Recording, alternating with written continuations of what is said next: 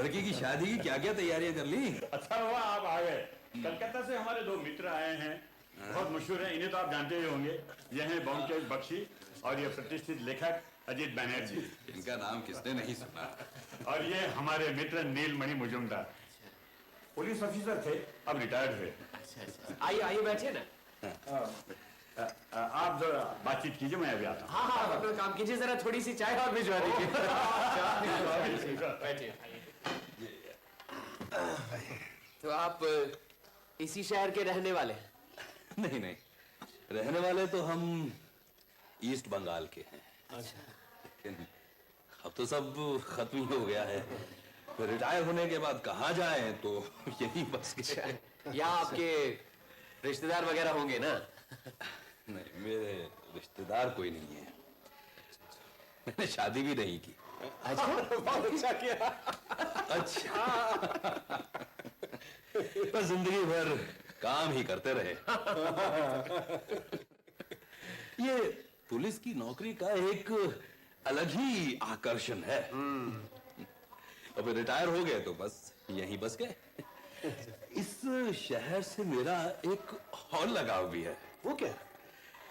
जब मैं sub inspector बनकर नौकरी शुरू की तो सबसे पहले पोस्टिंग भी इसी शहर में हुई थी। अच्छा। तो बस फिर रिटायर होने के बाद फिर यही बस गए। लगता है कि इस शहर से आपको ज्यादा प्यार हो गया है, हैं? तो आप कब रिटायर हुए? कितने साल हो गए? 7 साल। अच्छा। ब्योमकेश बाबू, आपकी रहस्य कथाएं करीबन मैंने सभी पढ़ी हैं। आपकी घटनाओं में हर जगह ही आपने समस्याओं का समाधान किया है। इसलिए जानना चाहता हूं कि कभी कोई ऐसा रहस्य था जो आप कभी सुलझा ना पाए हों या गलती कर बैठे हों? गलती कभी नहीं की, ये कहने की धृष्टता तो नहीं करूंगा। सत्यान्वेषी हूं, सत्य की खोज करने वाला।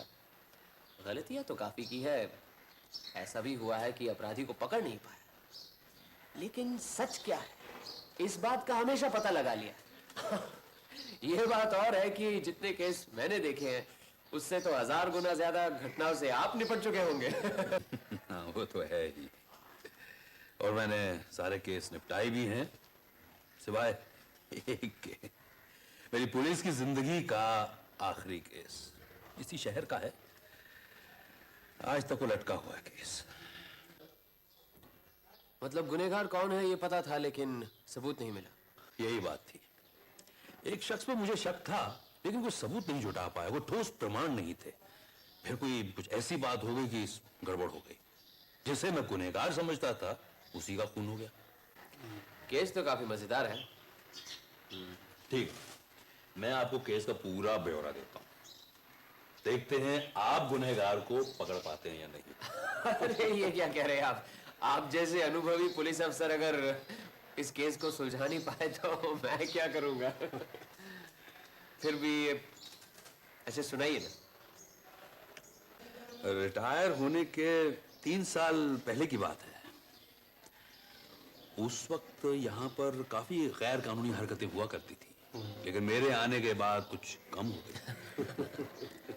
मेरी एक आदत हुआ करती थी, मैं बिना किसी को कुछ बताए साइकिल उठा रात को गश्त पर निकल पड़ता था, साथ में एक पिस्तौल और एक टॉर्च। जिस रात की मैं बात बता रहा हूं, उस रात भी इसी तरह ही आधी रात को मैं गश्त लगा रहा था साइकिल पर। यकायक क्या देखता हूं कि 100 गज दूरी पर कुछ लोग लाश कंधे पर उठाए चले आ रहे हैं। रुको!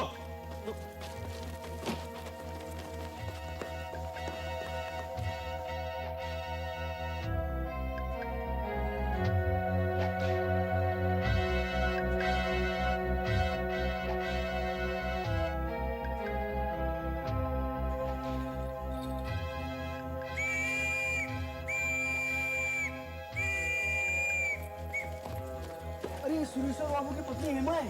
हाँ, इनके घर में कोई नहीं, सिर्फ पति और पत्नी रहते हैं। तुम लोग लाश थाने लेकर चलो और तुम तीनों मेरे साथ चलो। सुरेश्वर घर की तलाशी लेनी है। आओ।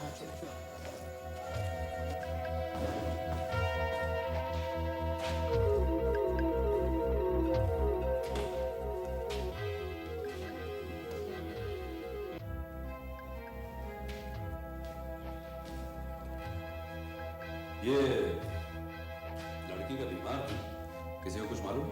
जी नहीं। इसका पति कौन है? सुरेश्वर बाबू इस वक्त कहाँ है? काली बाबू की दुकान पे ताश खेलने गए हैं। ये दुकान कहाँ है? गली के नुक्कड़ पर। लाश पहुंचा दी? Yes sir. ठीक है, तुम यहीं रहो। योगेश, तुम ऐसा चलो। Okay sir. मैं कल सुबह फिर आऊंगा, आप लोगों का स्टेटमेंट लेना है। जी सर। चलो।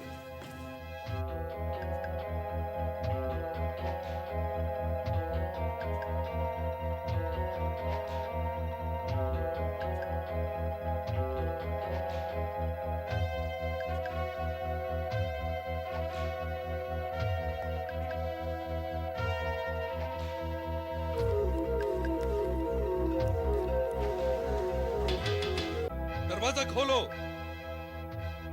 कौन है? पुलिस, जल्दी दरवाजा खोलो।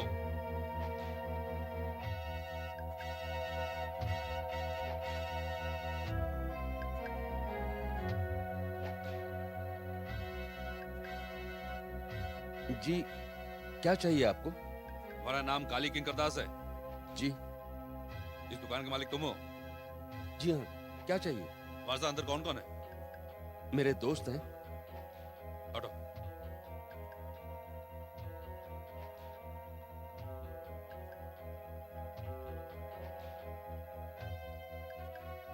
सुरेश्वर प्रसाद घोष कौन है? मैं हूं सुरेश्वर घोष।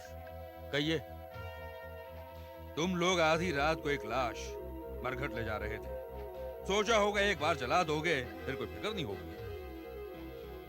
लाश? ये क्या कह रहे हैं आप? किसकी लाश? ज्यादा बनो मत। मैंने तुम्हें देख लिया था। जो 4 आदमी लाश ले जा रहे थे उनमें से तुम एक हो। कब की बात कर रहे हैं आप? आज की रात, आज रात 12 बजे। बिल्कुल गलत। आज रात 8:30 बजे से लेकर अब तक हम सब लोग यहां ताश खेल रहे हैं। 1 मिनट के लिए कोई यहां से बाहर तक नहीं गया। अच्छा, तो ये बात है। आप सिर्फ यहां बैठे बैठे ताश खेल रहे थे। जुआ। जी, जुआ। जुआ खेल रहे थे। हम लोग आपस में मिलकर कभी कभी जुआ खेल लेते हैं। आप लोग यूं नहीं मानोगे। मैं फिलहाल आप लोगों को जुआ खेलने का अपराध में गिरफ्तार करता हूं। चलो पुलिस स्टेशन। देखिए, ये तो आपकी सरासर जाती है। पहले कहा हम लाश ले जा रहे थे और अब कहते हैं कि जुआ खेल रहे हैं। देखिए, ये हमारी प्राइवेट जगह है। हम किसी पार्क या सड़क पे नहीं खेल रहे। ये सब सफाई जज के सामने देना। चलो जल्दी।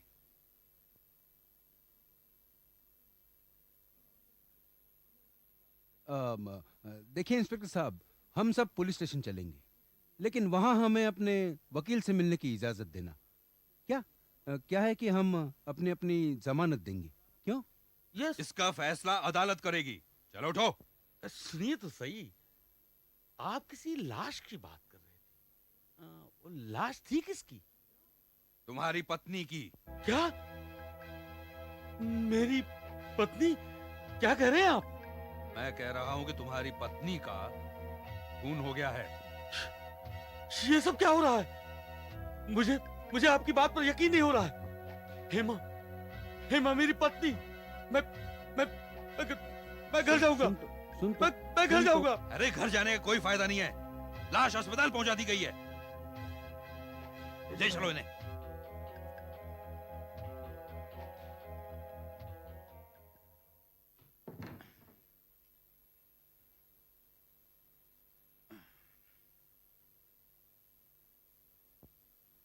बैठो।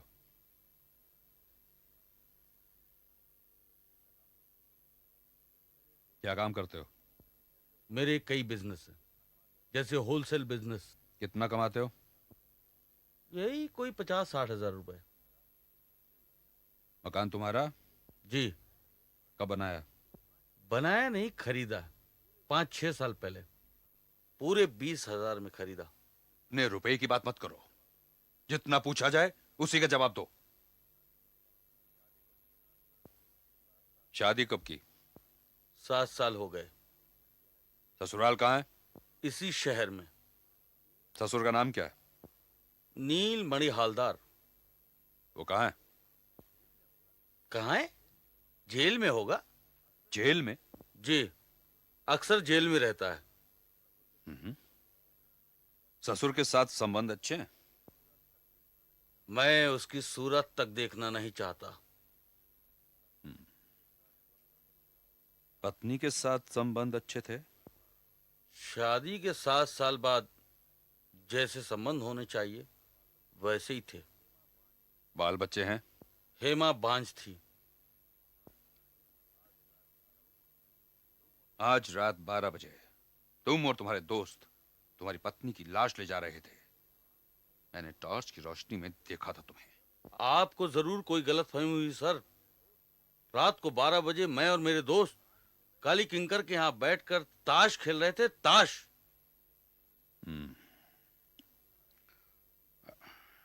खैर,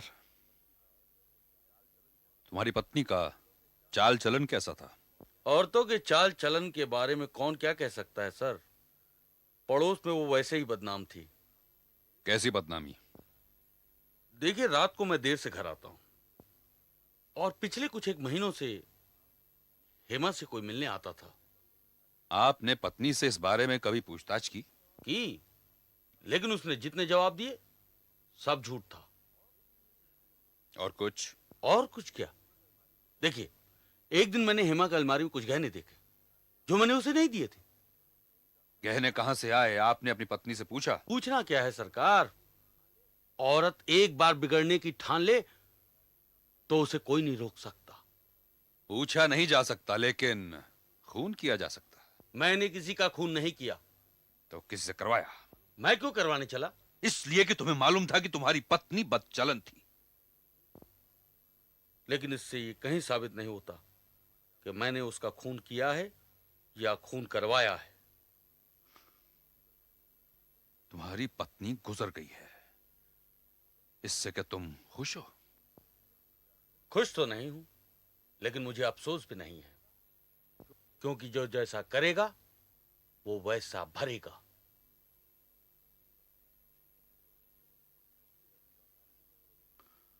ठीक है, तुम जाओ।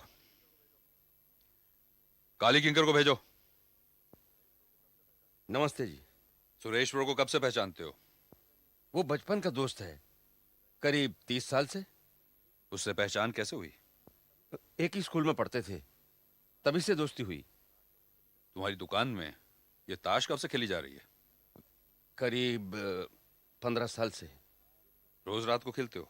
नहीं, शुरू में तो शनिवार और इतवार को खेलते थे या फिर छुट्टी के दिन। लेकिन वो 5-6 साल से करीब रोज खेल रहे हैं। सुरेश्वर हमेशा तुम्हारे साथ खेलता ताश वहां? नहीं, पहले उसका धंधा अच्छा नहीं चलता था, तब नहीं आता था। लड़ाई के दिनों में उसने बहुत पैसा कमाया, फिर उसका धंधा भी चल गया। अब तो बहुत ही अच्छा है, इसलिए तफरीह के लिए कभी कभी आ जाया करता है। उसकी पत्नी को जानते थे? जानूंगा क्यों नहीं, मैं तो शादी में भी गया था। शादी के वक्त सुरेश्वर एक तरह से गरीब ही था।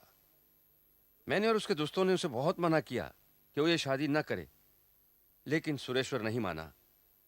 हमेशा से ही जिद्दी है। तुमने सुरेश्वर को शादी करने से मना क्यों किया? हेमा के परिवार को मैं जानता था। उसके माँ बाप दोनों खराब थे, इसी शहर के तो हैं। उसके बाप का कोई खास धंधा नहीं था, ऊपर से बेवकूफ था। थोड़ा रुपया मिलने पर ही जुए और शराब में उड़ा देता था और फिर चोरी करता था। कई बार पकड़ा भी गया, जेल भी गया। ऊपर से हेमा की मां भी बदनाम थी। बस्ती में रहने से अच्छे घरों की लड़कियां भी खराब हो जाती हैं। हेमा का बाप जब जेल में था तब सुना है रात देर तक उसकी मां अपने यार दोस्तों से हंसी मजाक किया करती थी। इसलिए हमने सुरेश्वर से कहा कि वो शादी न करे, लेकिन वो नहीं माना। तब वो गरीब था, उसने सोचा बस्ती की लड़की ही उसके लिए ठीक रहेगी। सुरेश्वर और उसकी पत्नी के आपसी संबंध अच्छे नहीं थे, तुम्हें मालूम है? मालूम है। लड़ाई के बाजार में सुरेश्वर ने रुपया कमाया, इज्जत कमाई, अपना धंधा जमाया, घर खरीदा। जैसे जैसे उसकी हालत अच्छी होने लगी, पत्नी के साथ उसके तनाव बढ़ गए। तब उसे ऐसा लगा कि उसे ये शादी नहीं करनी चाहिए थी। घर से बाहर रहने लगा। हमारे यहां रात भर ताश खेलने की उसकी यही वजह है। और इसी तनाव की वजह से अपनी पत्नी से तंग आकर सुरेश्वर ने उसका खून कर दिया। जी नहीं, मैं ये बात बिल्कुल नहीं मान सकता। सुरेश्वर वैसा आदमी है ही नहीं। उसने जिंदगी के शुरू में काफी दुख झेले हैं, लेकिन उसका मन बहुत उदार है। उसमें काफी सहन शक्ति है। वो खुद सब कुछ झेल लेगा, किसी और को दुख नहीं पहुंचाएगा। लेकिन कल रात सुरेश्वर अपने 3 साथियों के साथ एक लाश रात 12 बजे ले जाता नजर आया है। बिल्कुल नहीं। 7, 7:30 से करीब 12:30 तक वो तो हमारी दुकान में ही था, जैसा कि खुद आपने आकर देखा। सुरेश्वर का ससुर आजकल कहां है? कुछ कह नहीं सकता। करीब 2 साल पहले जेल से छूटकर यहां आया था। हेमा की मां तब गुजर चुकी थी। अपनी लड़की और दामाद के साथ कुछ दिन रहा। एक दिन सुरेश्वर के साथ पता नहीं किसी बात पर उसका झगड़ा हो गया। तब से वो यहां से चला गया। क्या मालूम, उम्र हो चुकी थी। जेल जा जाकर शरीर टूट चुका था। हो सकता है गुजर गया हो। ठीक है, तुम जाओ। देबू मंडल को भेजो। नमस्ते इंस्पेक्टर साहब। तुम्हारे कोयले और लकड़ी के शहर में टाल हैं। ये टाल तुम्हारे बाप के जमाने से हैं। तुम हर रात रोज जुआ खेलने क्यों जाते हो? सुरेश्वर, काली किंकर और मैं बचपन से दोस्त हैं। सुख दुख में हमेशा साथ में रहे। थोड़ा मन बहलाने और गपशप मारने हम रोज मिलते हैं। ताश खेलने का तो एक बहाना है सर। बकवास बंद करो। सुरेश्वर ने अपनी पत्नी का खून किया है। इसमें तुम्हारी और तुम्हारे ताश के अड्डे के दूसरे साथियों की साजिश है। रात के अंधेरे में तुम उसे जला देना चाहते थे, लेकिन पकड़े गए। कहां पकड़े गए सर? किसने हमें पकड़ा? सुरेश्वर ने जब अपनी पत्नी का खून ही नहीं किया तो उसकी लाश उठाकर ले जाने का सवाल ही नहीं उठता। ये तो सरासर झूठा इल्जाम है सर। सुरेश्वर और हेमा में नहीं बनती थी, तुम्हें मालूम है। जी, इसके बारे में मैं कुछ नहीं कह सकता। मैं उनके घर एक आध बार ही गया था। हमारी अक्सर मुलाकात काली किंकर की दुकान पर होती थी। हेमा का चाल चलन खराब था। तुम्हारा क्या कहना है इस बारे में? जी, इसके बारे में मुझे कुछ नहीं मालूम। हाँ, लेकिन इतना जरूर कहूंगा कि वो लड़की अच्छे घर की नहीं थी। उसका बाप मुझसे कई बार रुपया उधार ले गया, जो कभी नहीं वापस लौटाया। अच्छा, शमशान घाट में एक लकड़ी का टाल है, तुम्हारा ही है ना?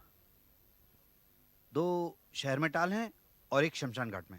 अब सच सच सब बताओगे? सच ही तो बता रहा हूँ सर।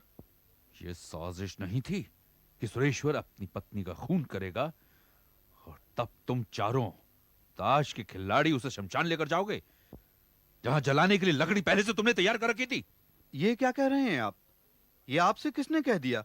कल दिन ढलते ही हम काली किंकर की दुकान पर थे और वहीं ताश खेल रहे थे, जैसा कि आपने देखा। नमस्कार साहब, नमस्कार। क्या काम करते हो? यही ठेकेदारी, बिल्डिंग कॉन्ट्रैक्टर की। आजकल धंधा बहुत नरम चलता है सर। इतने अनाड़ी लोग घुस आए, बताऊं तो। सुरेश्वर को कब से जानते हो? यही कोई 4-5 साल से। वो काली किंकर के दुकान में मुलाकात हुई थी। बस ताश खेलने के साथ ही, और कुछ नहीं साहब। मैंने उसे कहा भी। रात कब से ताश खेल रहे थे? मैं कोई 8 बजे आया, शायद 7:45 होंगे। ये लोग पहले से ही खेल रहे थे। सुरेश्वर बाबू ब्लफ बहुत खेलता है। कल पहले ही चाल में सिर्फ बीबी पे अटका फिर सर। 11:30 बजे सुरेश्वर के घर गए। घर कौन गया? तुम बताओ, कौन गया? सुरेश्वर अकेला गया या तुम सब लोग गए? हम कहाँ गए थे? हम तो उधर ही खेल रहे थे। आपने आके हमारा खेल बंद किया। तो क्या सुरेश्वर अकेला गया था? सुरेश्वर? नहीं साहब, सुरेश्वर तो वही हमारे साथ खेल रहा था। उसने क्या कहा? वो 11:30 बजे अपने घर गया था। हाँ? तुमने सुरेश्वर की पत्नी को देखा? हाँ? देखा है साहब। ये शर्मा क्या रहे हो? हाँ? बात यह है कि अब आपसे क्या झूठ बोलना। पहली बार जब मुलाकात हुई थी ना, तब उसने मुझे आंख मारी थी। तुम तो ठेकेदार हो, तुम्हारे पास तो काफी बांस होंगे। बांस? हम्म, हाँ, बांस बांस। हम्म। बांस बल्ली तो काफी है सर। बिल्डिंग बनाते वक्त बांस का खांचा बनाना पड़ता है ना। लाश को ले जाने के लिए भी तो बांस की नसैनी बनती है। हाँ? नहीं नहीं साहब, हमारी बांस उस काम के लिए नहीं है। लाश की नसैनी तो जला देनी पड़ती है। एक बिल्डिंग का काम हुआ तो हम लोग वही बांस दूसरी बिल्डिंग। बस बस, अब जेल की हवा खाओ तुम। अरे भाई कहाँ जा रहे हैं आप? अरे मैं सुरेश्वर घोष हूँ, ये मेरा मकान है, समझे? चलो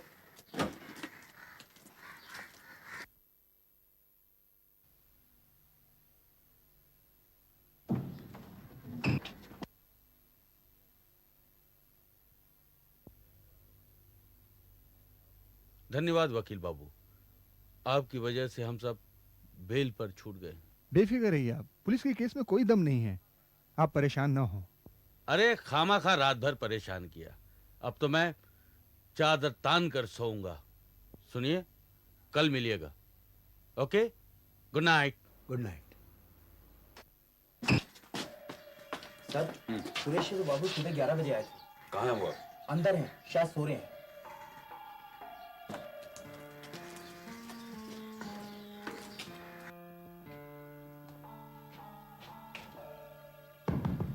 उठिए,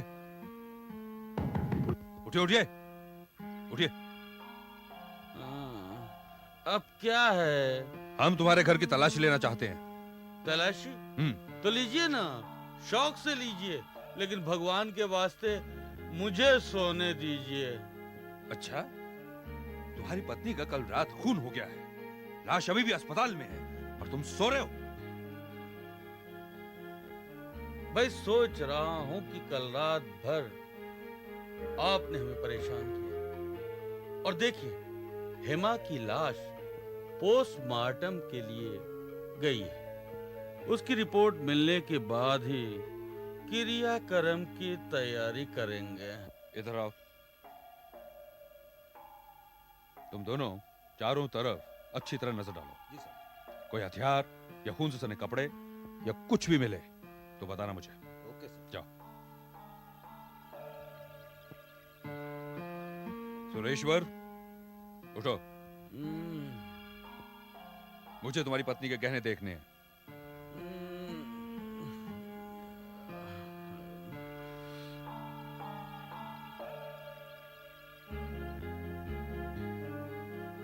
देख लिए? लाइए, रख देता हूं।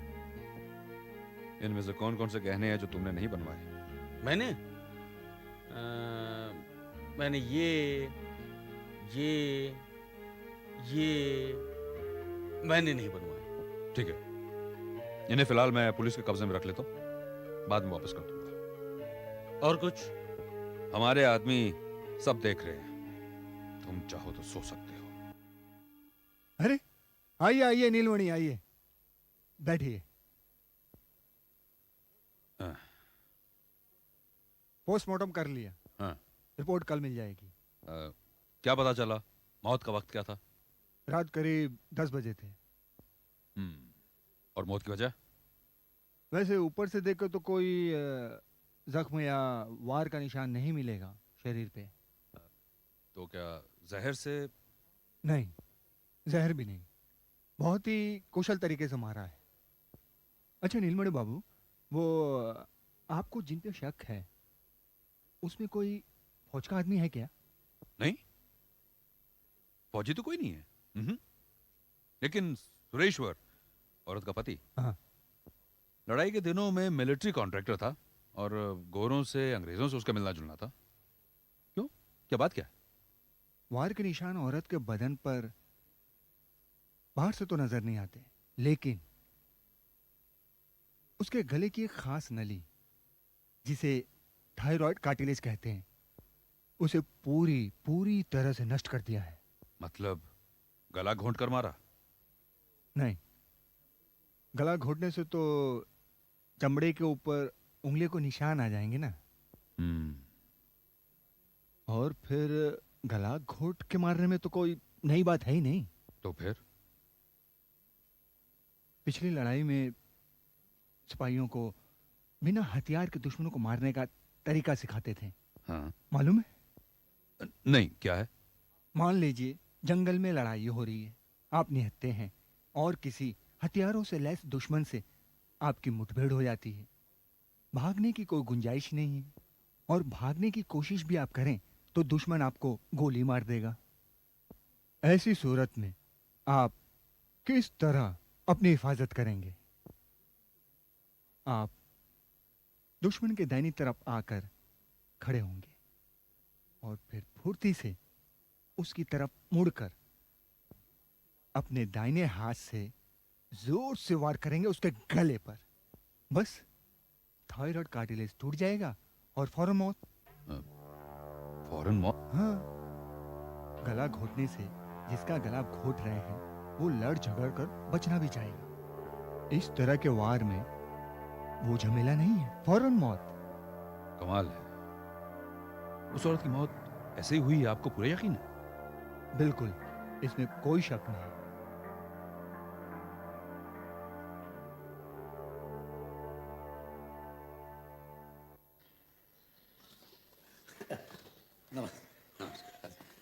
विरोध मानिएगा, आपको परेशान कर रहा हूँ।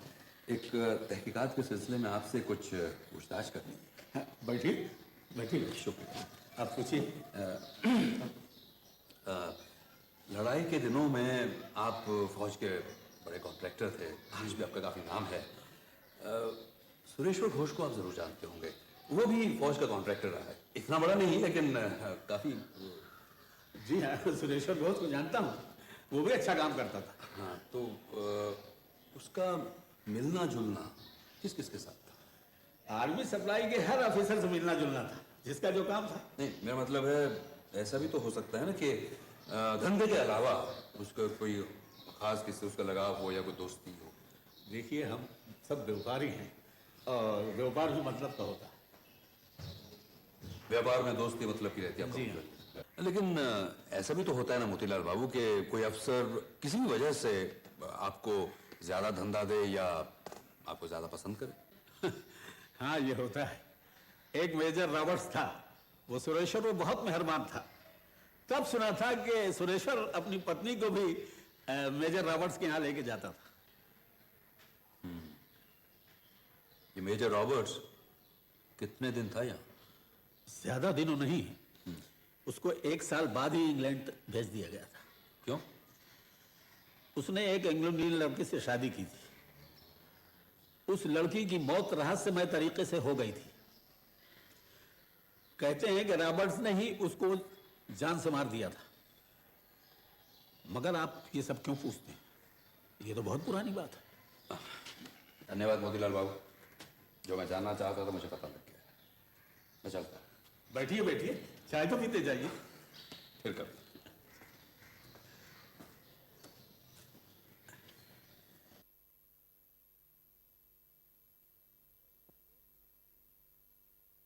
दरवाजा खुला क्यों है? सुरेश्वर बाबू, चलो अंदर चलते हैं।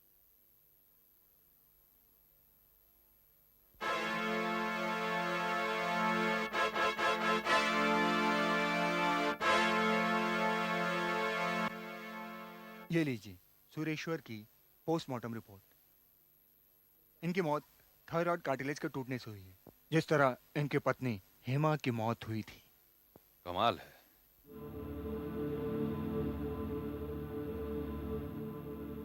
जिसे मुजरिम समझ रहे थे खुद ही शिकार हो गया।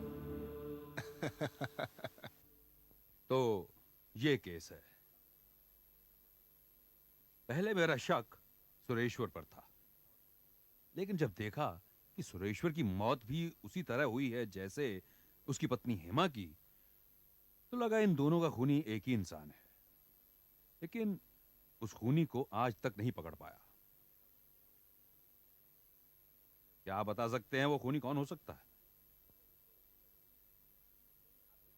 चलिए कोशिश करते हैं, लेकिन आपको मेरे चंद सवालों का जवाब देना होगा।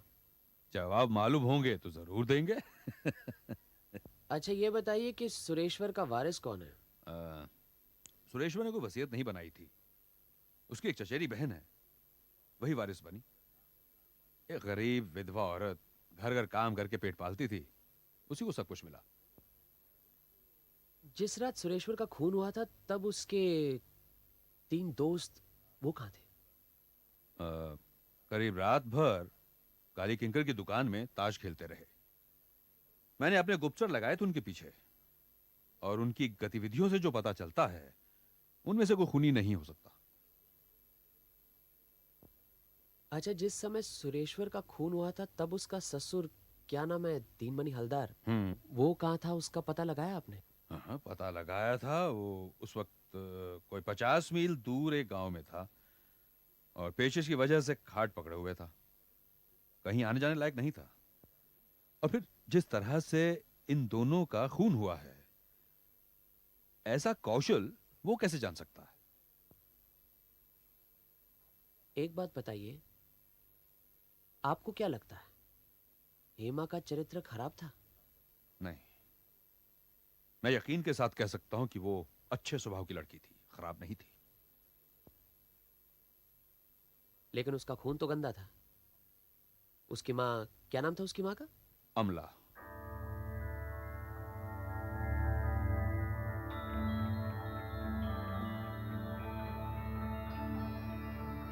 और कुछ जानना चाहते हैं? और कुछ जानने की जरूरत नहीं। कुछ समझ में आया? समझने के लिए और कुछ बाकी ही नहीं। सब समझ गए? जी। हेमा का खून किसने किया, समझ गए? समझूंगा क्यों नहीं। हेमा का खून किया उसके पति सुरेश्वर ने। ये बात है। अच्छा, सुरेश्वर को किसने मारा? सुरेश्वर को मारा हेमा के बाप ने। हेमा के बाप ने? दीनमणि हालदार तो उस वक्त 50 मील दूर गांव में थे। ना ना ना ना ना, मैं दीनमणि हालदार की बात नहीं कर रहा हूं, मैं हेमा के बाप की बात कर रहा हूं। हेमा को जन्म देने वाला पिता। जन्म देने वाला पिता? आप किसकी बात कर रहे हैं?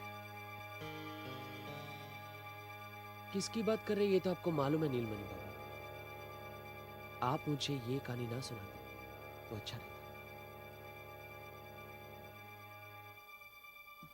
व्योमकेश बाबू, खाना तैयार है, आप अपने हाथ मुंह धो लीजिए। नीलमणि बाबू, आप यहीं खाकर जाइए।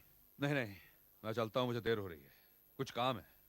बस 5 मिनट में आते हैं वीरेन बाबू। अच्छा अच्छा। मामला क्या है? नीलमणि बाबू भाग क्यों गए? नीलमणि बाबू की बातों से पता लगा कि वो हेमा की तरफदारी कुछ जरूरत से ज्यादा ही कर रहे थे। हेमा का चरित्र, चाल चलन, इसके जो सबूत देखे, हम ये नहीं कह सकते कि वो पतिव्रता या सती सावित्री थी। जिस तरह वो लोगों से हंसती बोलती थी, तू तड़ाक करती थी, रात रात को अजनबियों से मिलती थी, और फिर उसका पति भी उस पर शक करता था। लेकिन नीलमणि बाबू उसकी तरफदारी किए जा रहे थे। हेमा की मां अमला भी कोई सीता या सावित्री नहीं थी। बाप भी उसका अक्सर जेल में रहता था। मुझे लगता है कि असल में हेमा अमला के उस जेल जाने वाली पति की बेटी नहीं थी। क्या? उसका बाप कौन है सोचो। अब मुझे नीलमणि बाबू की बातों से पता चला कि जब उन्होंने पुलिस में नौकरी शुरू की थी तो उनकी पोस्टिंग यहां हुई थी। दीनमणि हलदार तो पेशेवर चोर था। हो सकता है कि नीलमणि बाबू भी अक्सर उसे पकड़ने के चक्कर में या उसके घर की तलाशी लेने के लिए उसके घर जाते होंगे। उस वक्त तो नीलमणि भी जवान था, चंचल अमला के मोहजाल में फंस गया। और जब दीनमणि बाबू जेल की हवा खा रहे थे तो ये दोनों मिलकर, इनके संबंध कुछ कुछ करीब, समझ रहे हो ना? हाँ। फिर 2 साल के बाद नीलमणि बाबू का तबादला हो गया। शहर छोड़ने से पहले उन्हें पता लगा कि उनके यहाँ लड़की हुई है। लड़की का नाम हेमा है। लेकिन दूर रहते हुए भी दोनों की खोज खबर रखते थे। नीलमणि बाबू ने शादी तो कभी की नहीं। इस दुनिया में केवल एक हेमा ही उनकी खून की रिश्तेदार थी। बस फिर पुलिस के आखिरी दिनों में वो यहीं इस शहर में वापस आ गए। तब तक हेमा की माँ चल बसी थी। हेमा ने शादी कर ली थी। और तुम्हें तो मालूम है नीलमणि बाबू की आदत थी कि आधी रात को साइकिल पर चढ़कर शहर का गश्त लगाते थे। फिर अक्सर हेमा से मिलते भी थे और उपहार के तौर पर उसे छोटे मोटे गहने भी दे जाते। लेकिन ये कहना मुश्किल है कि उन्होंने अपना असली परिचय हेमा को दिया था या नहीं। मुझे ऐसा जान पड़ता है कि हेमा सब कुछ जानती थी। जिस रात को सुरेश्वर ने हेमा का खून किया, नीलमणि बाबू उसे मिलने जा रहे थे, और मुझे पूरा यकीन है कि सुरेश्वर बाबू भी उस रात ताश खेलते समय उठकर अपने घर वापस आए। इस दिल से मुझे माफ करो, मैं अभी आता हूँ। अरे खेलो ना यार। ए, कहाँ जा रहे हो? घर जा रहा हूँ यार, घर। क्यों? एक काम याद आ गया। काली, मैं फिर लौट कर आता हूँ, दरवाजा खुला रखना। जीत के पैसे घर रखने जा रहा है।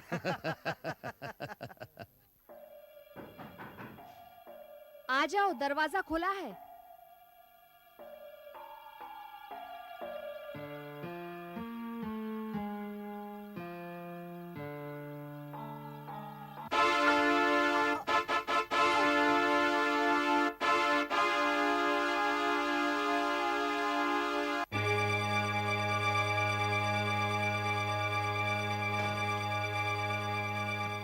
देखा, जुबान का पक्का है, वापस आ गया। बैठ बैठ, चल इसको भी बांटो अभी। काटो। देखो, तुम तीनों मेरे दोस्त हो ना? हाँ। तो मेरी मदद करो। क्या हुआ? मैंने अपनी बीवी का खून कर दिया। क्या? हाँ, मैंने अपनी बीवी का खून कर दिया। लेकिन क्यों? वो एक बच्चलन औरत थी। सुनो, ये अंधेरी रात है, चलो चलकर उसे कहीं फेंक आते हैं, या कब्रिस्तान में या मरघट में उसे जलाते हैं। चलो। लेकिन यार, ये अपनी दोस्ती का सवाल है, प्लीज चलो मेरे साथ। अरे अरे, सोच क्या रहे हो? चलो मेरे साथ। तो ऐसा करते हैं, हेमा को जला के आते हैं, फिर यहीं खेलने बैठ जाएंगे। हाँ, और कल अफवाह फैला देंगे कि हेमा किसी के साथ भाग गई। क्यों, ठीक है ना? हाँ, चलो चलो चलो चलो। एक एक करके नीलमणि बाबू ने चारों दोस्तों से पूछताछ की, लेकिन वो सब दिखावा था। बस फिर उन्होंने फैसला कर लिया कि वो अपने बेटी के हथियारे से खुद ही बदला लेंगे। 24 घंटों के अंदर ही उन्होंने सुरेश्वर का खून कर दिया। हाँ, लेकिन नीलमणि बाबू ही हेमा के पिता हैं। ये बात इतने दावे से कैसे कह सकते हो? कह सकता हूं। इसके लिए मैंने एक चाल चली। यकायक मैंने नीलमणि बाबू से हेमा की मां का नाम पूछ लिया, लेकिन उसका खून तो गंदा था। उसकी मां, क्या नाम था उसकी मां का? अमला। उन्होंने बिना सोचे समझे ही कहा अमला। वो हेमा की मां का नाम कैसे जानते थे? उसे तो मरे 10-12 साल हुए, और फिर कहीं भी हमने हेमा की मां का जिक्र तो किया नहीं था। इसीलिए उन्हें हेमा की मां का नाम कैसे पता चला? बस फिर कोई शक नहीं रहा।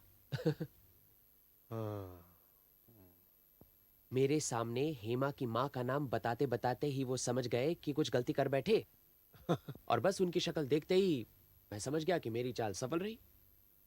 लेकिन नीलमणि बाबू को निहत्थे फौजियों के वार करने की कला के बारे में कैसे पता चला?